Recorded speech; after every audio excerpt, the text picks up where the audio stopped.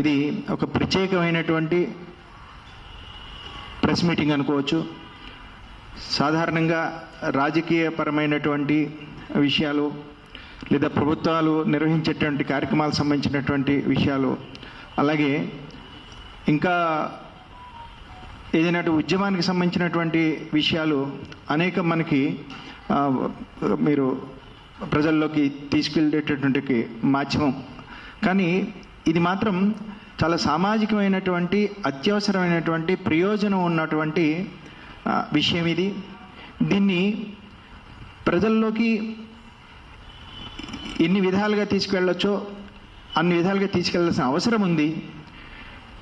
ఈ సామాజిక సమరసత వేదిక, ఈ అఖిల భారత విముక్త జాతులకు సంబంధించినటువంటి అభివృద్ధి మండలి ఒక ప్రత్యేకంగా టాస్క్ తీసుకొని సమాజంలో ఈ తెగలు ఎదుర్కొంటున్నటువంటి, అసలు ఈ తెగలు ఎక్కడెక్కడున్నారు, ఏ విధంగా, ముఖ్యంగా మన సంచార జాతులు అంటుంటాం, వీళ్ళు సమాజంలో భాగంగా ఉంటూనే ఎలా విస్మరించబడ్డారు అనే విషయాన్ని ఈరోజు ప్రముఖంగా మీ ద్వారా ప్రజల్లోకి తీసుకెళ్లాల్సిన అవసరం, ప్రభుత్వం దృష్టికి తీసుకెళ్లాల్సిన అవసరం ఉందని చెప్పేసి భావించి ఈ సమావేశాన్ని ఏర్పాటు చేయడం జరిగింది. బట్ మొట్టమొదటిగా సమావేశం ప్రారంభించే ముందు ఈ సంచార జాతులకు సంబంధించినటువంటి ఒక ప్రత్యేకమైన అధ్యయనం, సమగ్రమైనటువంటి సర్వే మన తెలంగాణలో చేపట్టడం జరిగింది. ఒక 3 నెలల పాటు